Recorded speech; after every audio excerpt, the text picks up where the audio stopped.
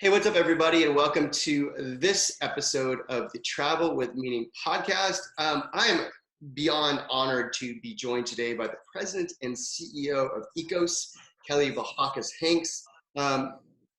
This company has been around for over 50 years, creating green cleaning products and plant-powered solutions and sustainable manufacturing products. Under Kelly's leadership, Ecos has become the world's first company to make products in a carbon neutral and water neutral in a zero waste facility. So we sure are. And I'm so proud to be able to make the greenest products in the most sustainable fashion and really to show that business can champion change.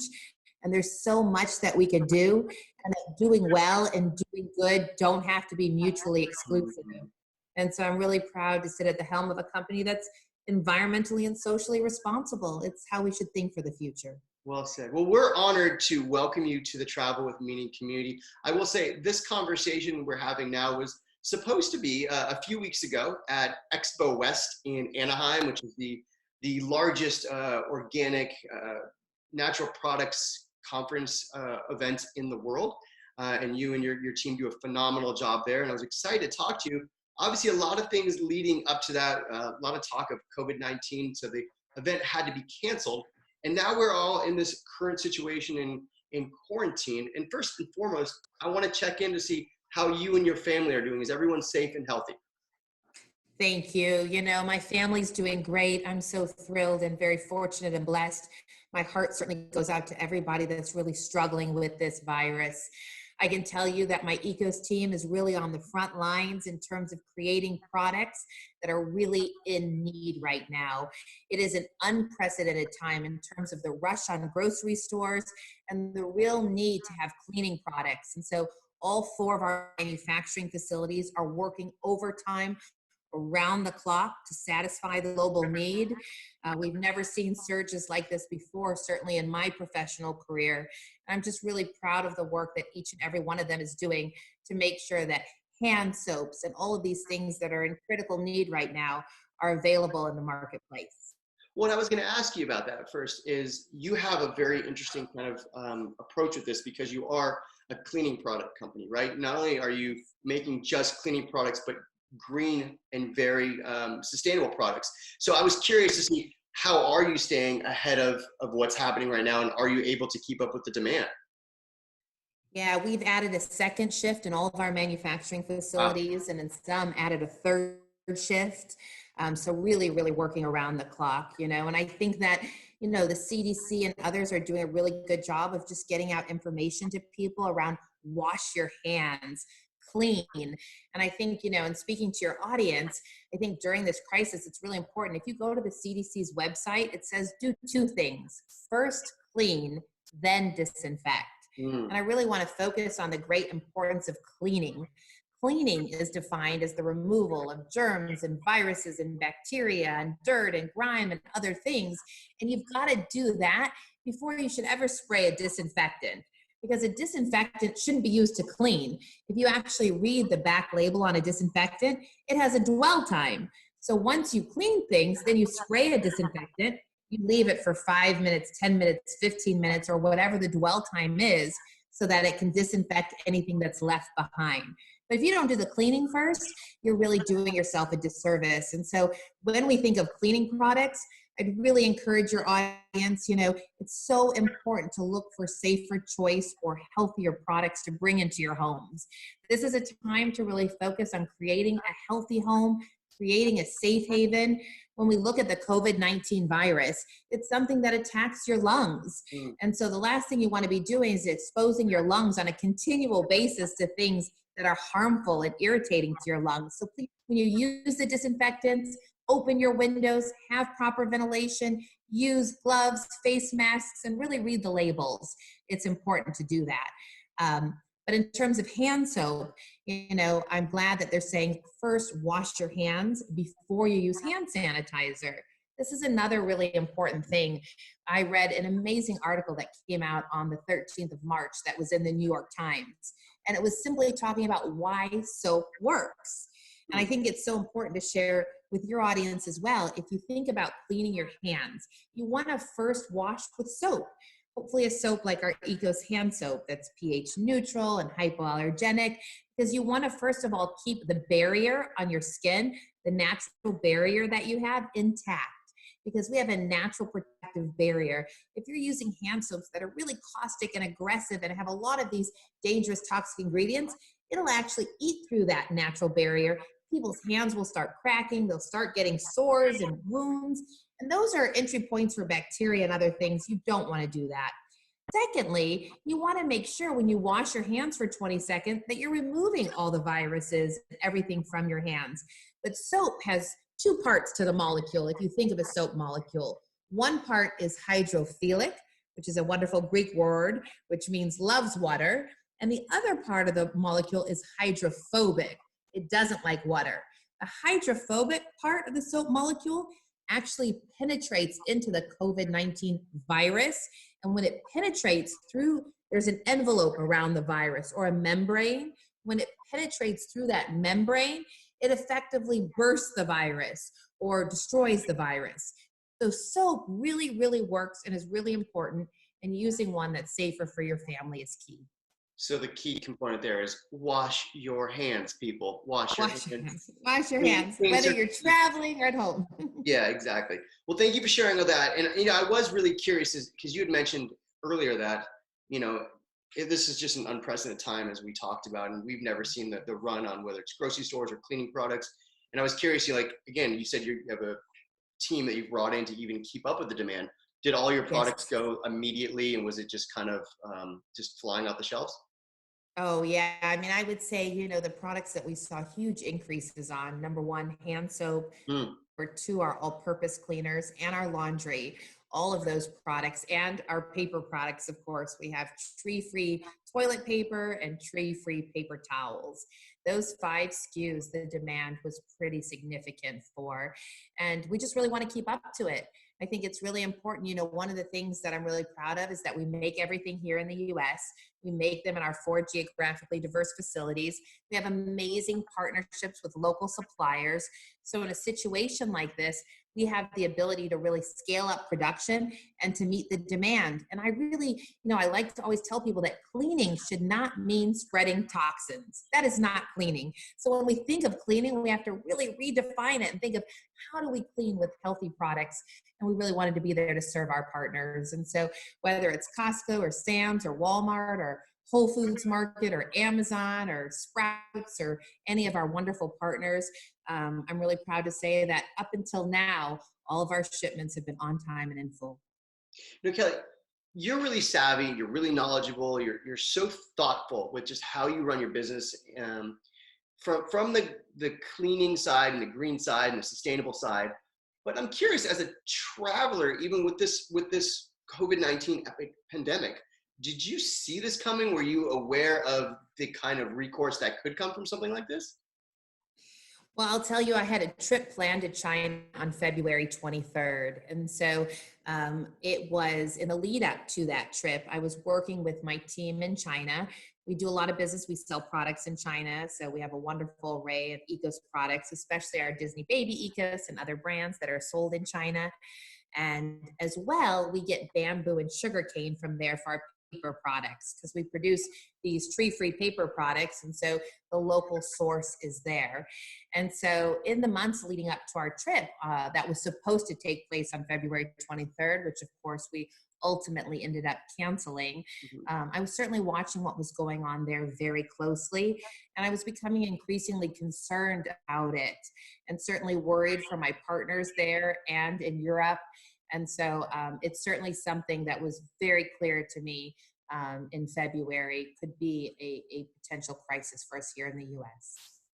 Again, so we started talking about sourcing, and again, you look for the highest good, and you're so just doing business for good, I guess is the way we'll say it, and really looking at the way to thoughtfully source. And I want to talk about some of the partners and places you are working around the world, and then I want to talk about these 4 factories here and what makes them zero waste. But just from some of our conversations, I know you just mentioned China, and I know you talked about also working in Greece, in France, in the 4th, I believe, Vanuatu.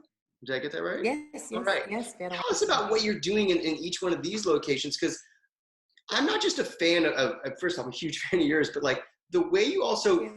thoughtfully source and the way you do things is just so above and beyond just putting out products. And I think now is actually the time, crazy pandemic happening, where you have to look at doing things for good, and especially in the cleaning side. Tell us about your partners in those areas and what you're doing.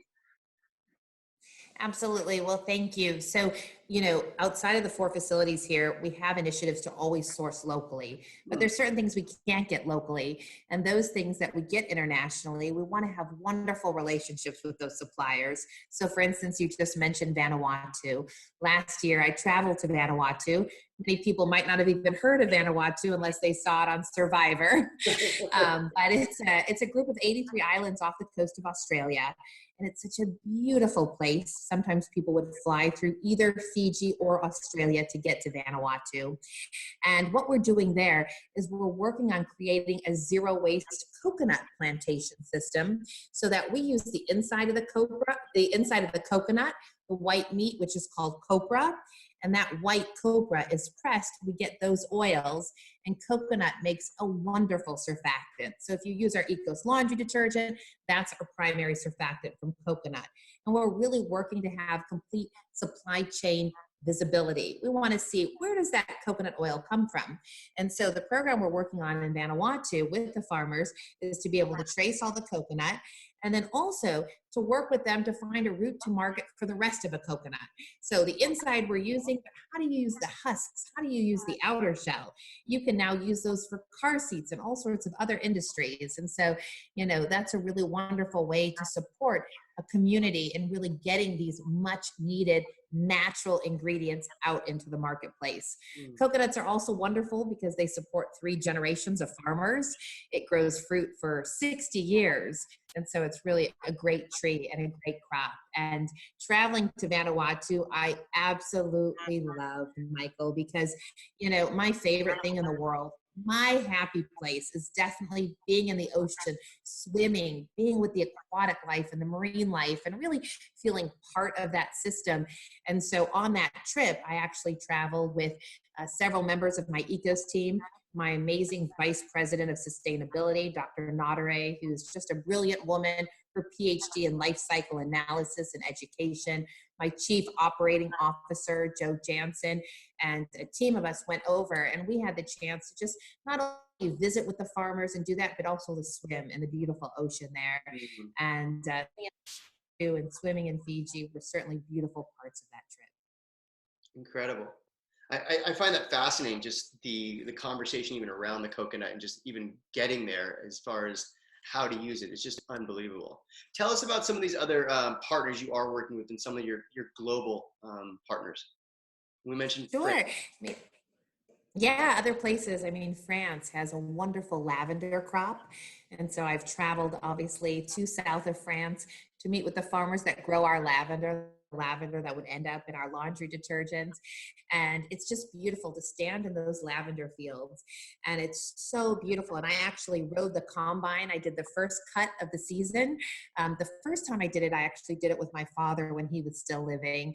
And it was so much fun to go to the south of France with him and to ride the combines and to work with the farmers to harvest the crop, and then to follow the lavender crop as it went from the soil through steam distillation and then became the oil that we use in our products. And really feeling connected to the earth and to the farmers that are growing these crops is a wonderful thing. I've long said that, making cleaning products like we do is oftentimes like making wine, right?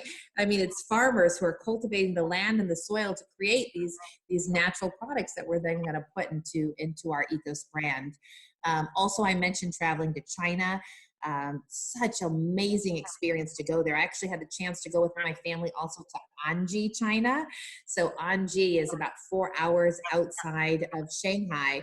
And I worked with the team at Global Green, which is a wonderful organization really dedicated to creating a better planet, and purchased this item and went out to Anji, and we had a chance to participate in the bamboo harvest. So really having a deep understanding and high level of respect for what goes into the products that we use and we offer in the marketplace.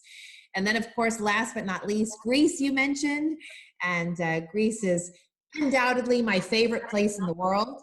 I have to tell you that today is Greek Independence Day. So we're in full form here. Well, let's talk about It's that. the, I was going to ask about that. It's the 199th anniversary today, correct? yes, So, that's right. and I want to get into your a little bit more about your Greek heritage and talk about your father. But so, is Greek independence actually today? What are some of Yes. what are some of the traditions with that, and what does it really mean to you? Absolutely. So today is the 199th anniversary of Greek independence. And so really it started, the war for independence started in 1821 after 400 years of occupation. And so it's really about freedom and democracy and the ability to live your life. Mhm. And every year, my daughter and I actually travel to Washington, D.C. for Greek Independence Day. We've done it many times. Every sitting president for more than 30 years has welcomed members of the Greek community to the White House Hmm. and has celebrated Greek independence. And there's only two ethnic communities, the Irish American community, which you would expect, they're 1 in 8, and the Greek American community, and that's 1 in 250 people. So it's a real honor that our nation recognizes Greek Independence Day and celebrates it at the White House. The first time I took my daughter, Obama was our president. And I'll never forget walking into the White House with her, hearing Greek music, seeing Greek food, and having President Obama come on stage and welcome everybody to the Lefkos Ikos, which is White House, because Ikos is Greek for home. And it was so cute because my daughter at the time turned to me and she said, "Mom, they're talking about us. They're talking about Ikos." And I said, "Well, kind of, but this is actually the White House." And it was just really beautiful to celebrate there. And so we've made that our annual tradition, going back to the White House and celebrating with the sitting president of the time. Obviously, this year we won't make that trip given the crisis that we're all facing. But certainly here tonight at my home, we'll make Greek food and we'll have Greek music and we'll certainly celebrate the beauty of freedom everywhere. That's wonderful. It's great that you guys are still obviously able to celebrate together. Let's talk about this Greek heritage. So you grew up though in Illinois, and you got to spend Yes, I did. summers with your mother and then your dad, who split time Huntington Beach, Florida. But you also spent summers going to Greece with him. Yes. What are some of your earliest memories about going to Greece with your dad? Oh, for me, I fell in love with Greece because of family. When Mm. I think of Greece, I started traveling back there when I was 10 years old, and I would go with my father every summer from the time I was 10. And you would go to Greece, and in Greece, family wasn't just the immediate family. You could be second, third, fourth, fifth cousins, and you acted like brothers and sisters. And so to be able to go to my father's homeland and to be surrounded by so many cousins and aunts and uncles, just the love, the warmth, the connectedness of the community was something that at a very young age really made a great impression on me. The beauty of family and the connectedness of everyone. And I also had the chance to, of course, swim in the beautiful seas there. You have the Ionian Sea between Greece and Italy. You have the Aegean Sea that's between Greece and islands like Santorini. You have the Cretan Sea that's north of the island of Crete, where my father is from. And then at the southern part, you have the Libyan Sea. And so I just loved all of our adventures with my father to all 4 of those seas and really enjoying the ocean. When he was growing up during World War II, during Nazi-occupied Greece, it was a very difficult time. He lost his father in the concentration camps and so many difficulties. But the one joy he had was always getting in the water. It was something that was free. It didn't require any money, and yet it brought so much joy. And I'm so glad that he really shared that deep love of the water with me. It's certainly one of my favorite things when I travel. If you look behind me at the map, you'll see all the places we've been, and you'll see there's 3 destinations that have a yellow flag, and all of them are related to the oceans. It's Greece, it's Turks and Caicos, it's Fiji, because I just love being in the water. But also in Greece, I would say, is the food. I love the food as a young person and now And it's really an amazing, the Mediterranean diet or the Cretan diet is something that people all over the world now understand is really great for health. So the olive oil, the fresh ingredients, the connectedness to the land, everything growing there in the gardens, being able to pick it and harvest it and make a Greek salad, the feta cheese. I mean, I loved the food. And just the fact that here you have a country where you've got amazing history, sorry, that dates back to 3000 BC. And so you get a chance to see this amazing history and at the same time see all of the beauty of present day. Sounds amazing. Now, truth be told, I have never been to Greece, but it's still very high on my list. So if you had to recommend somewhere to go, where would you tell me to go in Greece? I would tell you to start with the island of Crete for sure. I think that so many people, and I love Mykonos and Santorini too. They're one of my favorites as well. But I think so many people miss going to Crete. Crete is the largest of all the islands. So it's also the southeasternmost island. And because it's the southeasternmost island and the closest to Africa, it's got the warmest waters. And so I would say go there. When you get to Crete, you can go to places like the Villa at Knossos, which I was saying before, date back to 3000 BC, and you can see all of the amazing things that the Greeks were doing so long ago, the beautiful frescoes, plumbing from 3000 BC. I mean, just imagine that. And then at the same time, you can go to the most amazing beaches. You can have the most delicious foods. You can experience village life in the Choreo. A village is a Choreo. So you can go to the mountaintops and experience village life, or you can go down to the cities and experience the vibrance of the various cities. My father was from what I think is the most beautiful city in Crete. It's called Chania. And it's spelled Chania. I only say that because I often hear people say Chanea, but it's really Chania. The sea is silent. And Chania is this beautiful, beautiful, beautiful port that just combines so many influences. You have the Venetian influences and the Ottoman influences and other things. And it's just stunningly beautiful. So I'd really encourage people to go to Crete and to see just how beautiful that island is. And it's also, because it's the largest island with a population of nearly 500,000 people, and that's a big population, 500,000 on an island, when you imagine the whole country has a population of 10 million. So 500,000 on that island, you could spend 2 weeks easily going around the island and enjoying everything it has to offer. And if you get to the southern part of the island, the part that's closest to Africa, where the warm waters are, you could even take a day trip over to Gavdos, which is an island of 11 people. Wow. I mean, I'll tell you, once we get through this, and we are going to get through this COVID-19, I definitely will be doing a lot more traveling. And Greece is a place that I've been so longing to get to. And I'm sure I'm going to reach out again and ask for more recommendations and advice for you on that as well. Oh, I'd be happy to. I'd also add, when you guys make it over there from Crete, you can take something called the Flying Dolphin, which kind of skims on top of the water, and it can take you to Santorini. And Santorini is the most romantic, most beautiful destination, and they make the very best wine. There's a wine there called Asertico. And Asertico, it's a white grape, it's a white varietal. And if you actually read Wine Spectator, it's been in the top 100 wines of the world many times, which for Greece is a really big, big sense of pride and accomplishment. But I would tell you, go to Santorini, sit on a cliff top overlooking the caldera, have a glass of Asertico wine. There can be nothing more beautiful.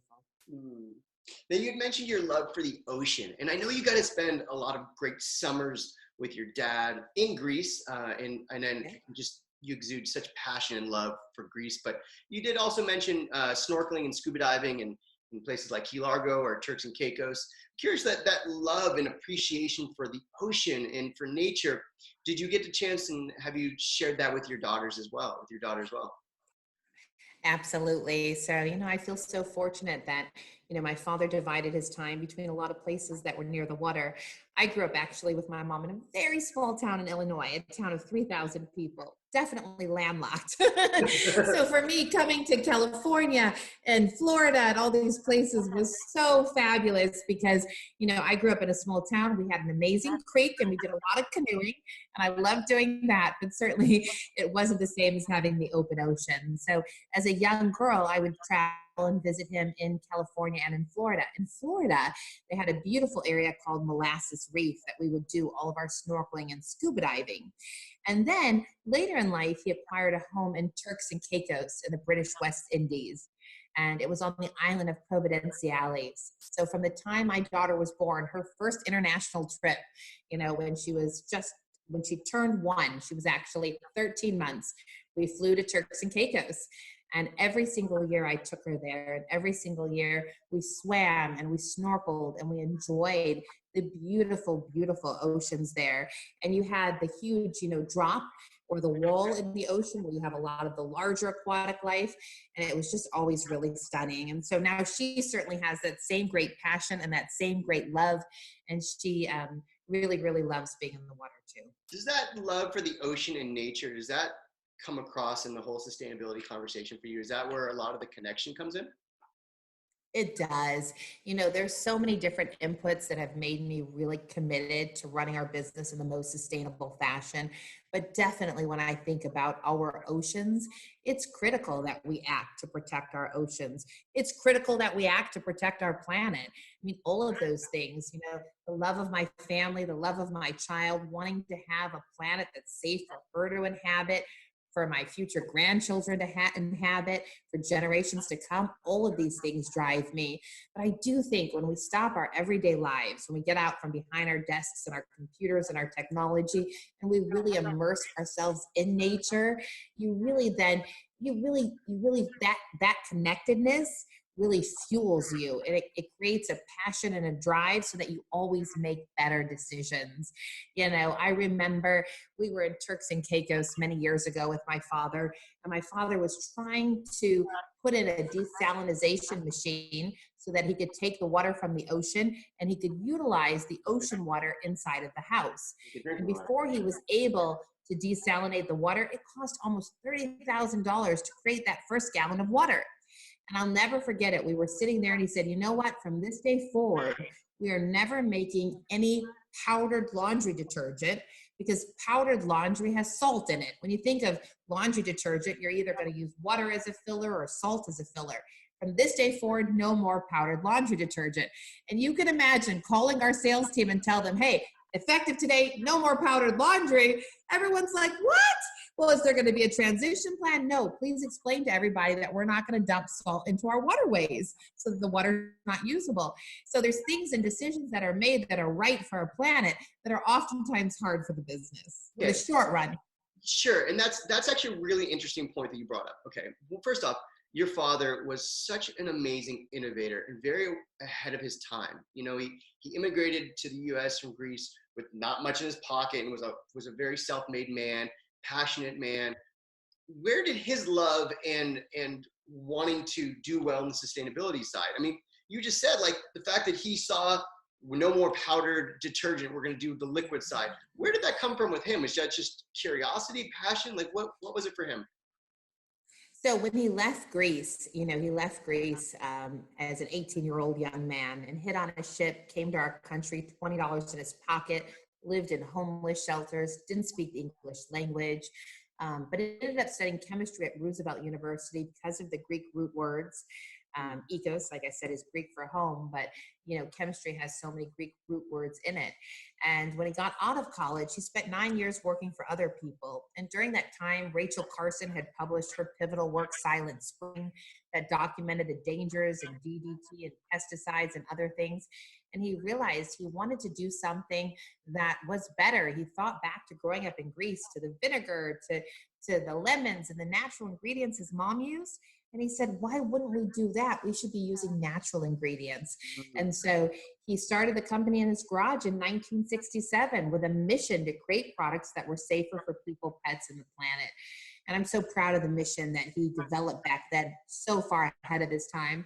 And today, as we innovate and as we build and as we scale to meet the global demand, we always keep that mission front of mind. Well, it was fabulous. And, you know, when I was packing for Costa Rica, I was super proud to put one of our newest products we had just unveiled. So at Natural Products Expo, where you and I were supposed to meet to do our podcast, we were unveiling our new Ecos Next laundry detergent. And basically, you know, Michael, our laundry detergent looks like this, right? So our everyday laundry looks like this. But what we did was we created a new laundry detergent that looks like this. And so basically it's dehydrated surfactants. And so we've put all of our clean and green surfactants in this slip. So it's a liquidless laundry slip. So there's no water, and it's easy to just throw in your suitcase. So you put this in your suitcase, and if I'm traveling, I don't have to worry about the fact that, oh no, you know, they wash the sheets with something that's caustic or it's creating rashes or other things. I'm able to wash my laundry in our brand that I trust. Also, you know, maybe I want to wash something in the sink, or maybe I want to, you know, wash my hands, right? And so I'm going to put this in and I'm going to take it and use it to wash my hands. So it gives you a really wonderful way to have a liquidless soap for, say, to your audience that loves to travel. If you want to bring a green product with you, I think our Ecos Next is a wonderful thing. I certainly just took it with me to Costa Rica, and we had a wonderful time there. You know, we went to the sanctuaries for the monkeys, and other wildlife was there, and we learned a lot about the indigenous wildlife and all of the different things they're doing to protect the wildlife there. We took the boats out and we went snorkeling, and we just had a wonderful time with our family, all gathering. And certainly at that time, we returned on February 21st. And that was obviously the last trip that I took, because after that, February 21st, I was supposed to leave the 23rd for our trip to China. I canceled that trip. And obviously since then, we've just been working around the clock to create products for the global need. Hold on. I want to talk about Costa Rica, but that next product is fantastic. So we just went from the circle of this conversation from your father saying no more powders to now we're going to have just the most sustainable liquid we can have. To now you have a sheet that you can rip in half. And not only is it phenomenal for travelers, but for everyone at home, I would imagine you could save so much size in your packaging. I would imagine like everything about it is just like to the highest level, sustainable, everything about it. You know, I mean, we wanted to answer the call of how could we reduce plastic? Yeah. How could we reduce water usage? How could we do all of those things? And so with one sheet, you do one load of laundry, and you just throw the sheet in and you do one load of laundry, but you don't even have to waste it. If it's a small load, like I said, cut it in half. If it's a really little, cut it in corners. Phenomenal. You know, and it's also lightweight. So when you think of shipping right across the country, or when you think of e-commerce or other thing, I think our Ecos Next liquidless laundry detergent is a really great solution for those things. Wow. So I want to bring something up, because your father did pass away unexpectedly and you took over the company. And I want to acknowledge you just for the leadership and what you have done with the company. I truly just admire your leadership, but also just your forward thinking. And I wanted to talk about your facilities, because they hold a standard that you as a company hold a standard for the way you put your products out, but also the way you run your business and your facilities as far as being zero waste. And I'd love for you just to share with our listeners what that is, because I think this really is just a true testament to not only how your business is run, who you are as a leader, and why you look forward this way, but I think it's really important as we're especially coming through this COVID-19 situation. Thank you. I appreciate that. So we put out really ambitious plans to become carbon neutral, water neutral, and platinum zero waste.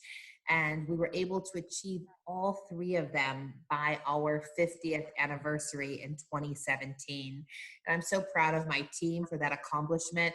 My VP of Sustainability led a tremendous campaign internally to get the buy-in from everyone. She had to really, I'd show up at work and she would literally be in trash bins with a plastic water bottle and then be policing the facilities to see who did it, you know? And it takes, I'd show up and I'd say, Dr. Notare, I don't know if my insurance can cover you being in trash bins.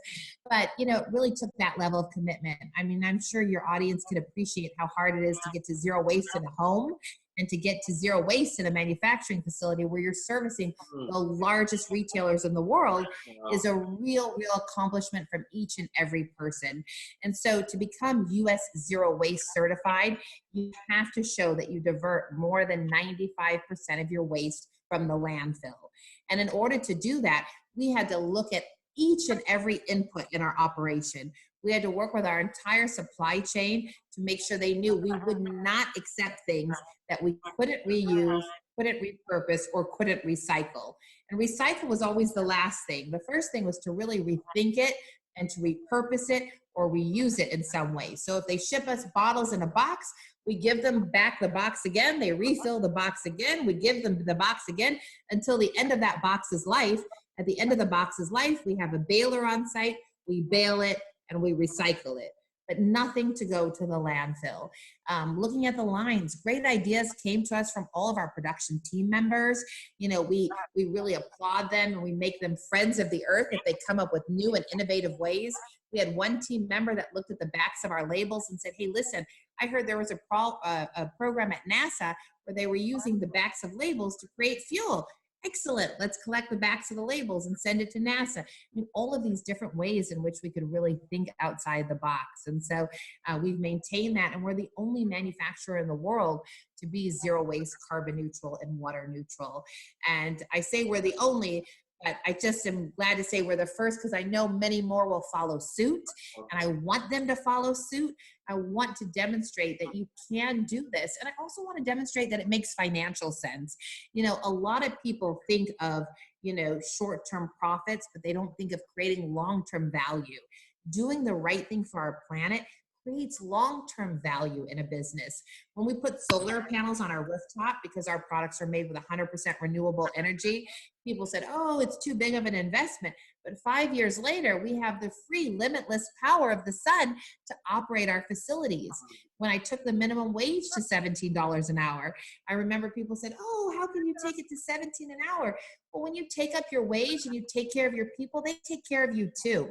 So our team members, you have the retention of corporate memory when they stay with you. You lower the turnover, all of the different transactional costs that hit your bottom line because you're not taking care of your people, rehiring, retraining, and all of those things. You don't have those. And so it's really wonderful to have team with you for decades. And if you walk into our manufacturing facilities, you'll see families that have the father, the son, the grandfather that have all really been with us through our journey to create our green products. And that really makes me very happy. And I really think that other businesses need to really think about long-term value creation. Well, and that's an interesting point. I was going to say, you do travel quite a bit, obviously, for sourcing as well as to sell your products around the world. What are some of the stuff and practices that you do as a business that you think even tourism could look into? Well, in terms of tourism, we're partnering with a lot of great hotels now on creating hotels that are really beacons of health and wellness. There's an amazing, I just actually got off the call with one of my favorite brands, which is Soul Community Planet, or SCP. And SCP has these wonderful hotels. I had the chance to visit one of them up in Redmond, where the entire travel experience is around health and wellness. So that when you go to the hotel is really an environment to recharge, to rejuvenate, to recalibrate, to get in touch with nature, and to really strengthen your health and wellness journey. And so I think that now there's so many great brands that are out there in the travel space that understand the hunger and the need to really have a powerful and oftentimes transformative travel experience that gets you connected to taking better care of yourself. Well said. Curious, from all your travels, whether it's, personal or even business, we like to say it's not where you go, but who you meet along the way that really helps fulfill the journey. Curious if there's one or two people that you've met that's really stood out to you. Oh my goodness. The list is really endless. I would tell you that on almost each of my journeys. I'm always meeting people that forever impact or change the way that I look at things. When I went to Vanuatu, I was welcomed by a wonderful woman, Madame Claire, who was kind of like almost the tribal leader of the entire island there. And when I landed on the island, I'll never forget it. They actually came out and they did these beautiful dances. They created a welcome banner for me in Greek in Vanuatu to welcome me to the island. And I got this chance to spend time with her. And they did this whole ceremony where they made me her sister. And it was just so beautiful because, you know, she explained to us the challenges that they were facing in Vanuatu, 95% unemployment. People are living really just from the land. And so really hearing the stories and meeting with leaders like her that have galvanized people and inspired hope and excitement and enthusiasm for the future is a beautiful thing. You know, and as I travel to every destination, I always look for local people who are connected to the community to really understand the local landscape, the local narrative, the local language, the culture, and to really be part of the fabric of their life. And on each journey, there's been people that have really touched me in ways that made me better on my return. What does travel mean to you? Travel to me, you know, I think that one of JFK's favorite quotes of mine is that leadership and learning are indispensable to one another. And I think to really lead, you have to always learn. So for me, travel is about learning. Every single trip I take, I learn and take away so much more than I give. And I try and be in reciprocity, but there's so many great learnings. And it's time to learn alongside of my family, to have my family with me, to really bond, to have shared experiences, things to reflect on, things that rejuvenate us and empower us. You know, when we learn, we're more empowered. We can do so much more. And that's what travel really means to me. Kelly, you are truly one of my favorite people. I've been honored to know you for a few years and watch you as a professional and just admired you, right? At the way you run your business and everything. And getting a chance to talk to you about travel when I see you is it's what I love. And thank you for just sharing not only just about your business, but how you travel and what it means to you and your experiences growing up. I want to play a quick speed round of questions with you. Is that okay? Okay, speed round. All right.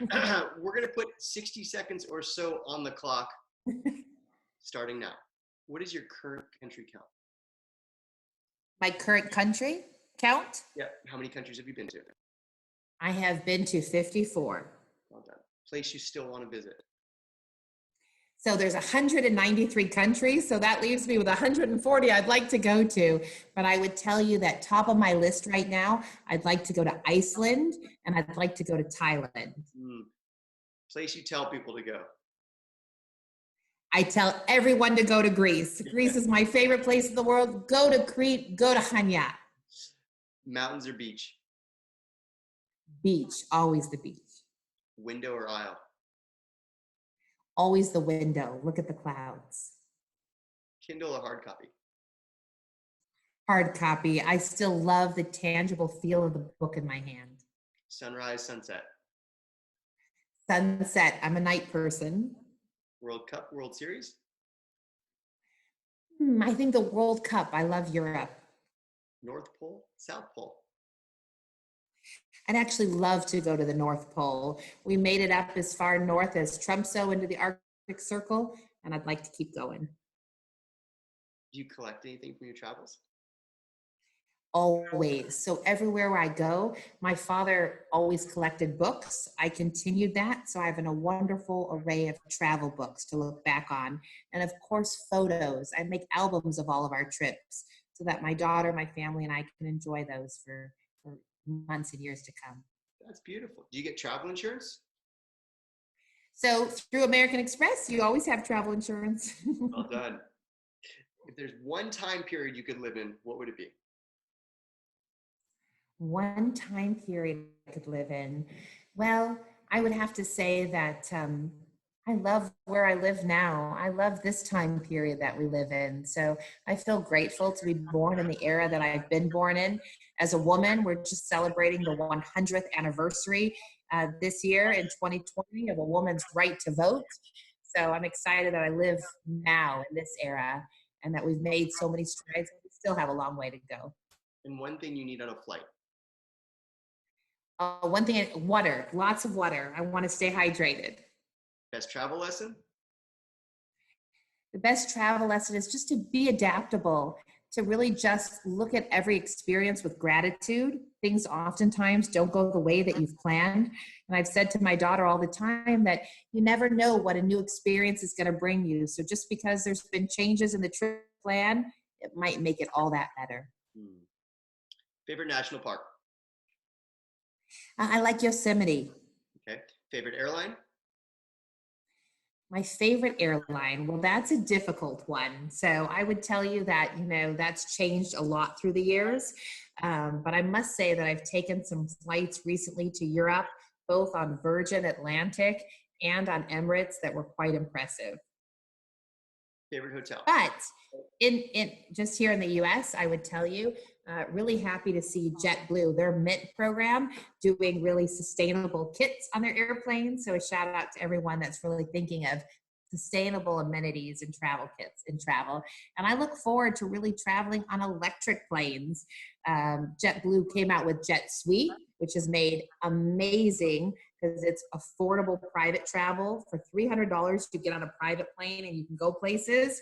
So I've really enjoyed Jet Suite a lot lately, but I hear they have an electric plane coming down the pipeline and I'll be the first to get on that.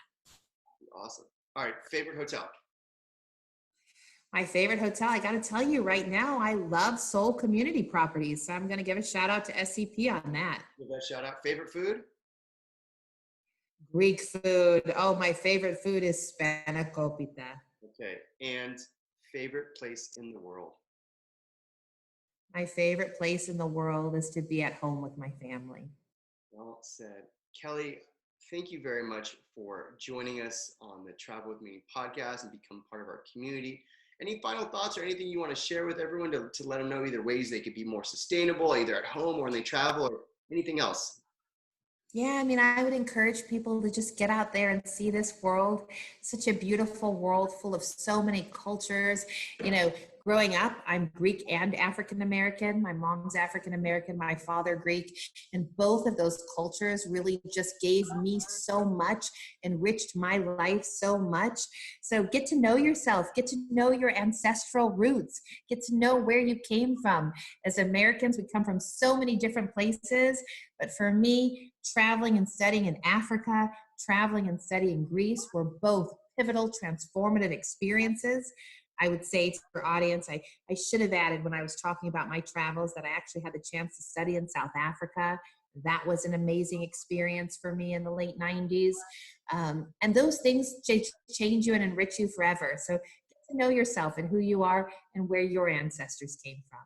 Well, that's really interesting. I think you just hit on something. We can close with this is we like to say, what is that travel with meaning moment? And I was going to ask you that. And it sounded like you started saying there was that pivotal moment almost when you were in South Africa where you were, I think you said, studying. Absolutely. So I was really fortunate during my UCLA academic experience to be able to travel and study abroad. And because I'm Greek and African American, I wanted to study and live in Greece, and I wanted to study and live in Africa. Those were two big goals. When I went to Africa, it was actually the late 90s. It was about 5 years after the fall of the apartheid. And I had never experienced such overt racism. That was actually very surprising for me, and very difficult to see that firsthand. I very naively, as a young person, thought, 5 years since the fall of the apartheid. But unfortunately, a lot of the economic apartheid still persisted. And being there and having the chance to travel through South Africa, obviously, once we got out of Johannesburg and we got into the townships, we went to all up the coast through KwaZulu-Natal and Durban and through the Drakensberg Mountains and to Pretoria. And it was just an amazing experience to be there in Africa. Same thing for Greece. We traveled all through Greece, starting in Athens, traveling through northern Greece, crossing into Turkey. My grandmother was from Smyrna, which is also in Turkey, and just getting the chance to kind of walk in the footsteps of my ancestors, really very powerful, and just giving me a lot of perspective and a lot of gratitude for all that I have today. Well said. Honestly, Kelly, thank you very much for your time. I'm fascinated just not only just with who you are and your journeys and your travels, but just your leadership, and just really honored for this conversation and excited to welcome you into the Travel with Meaning community. Thank you so much. Thank you. Thank you for what you do. I appreciate it, Michael.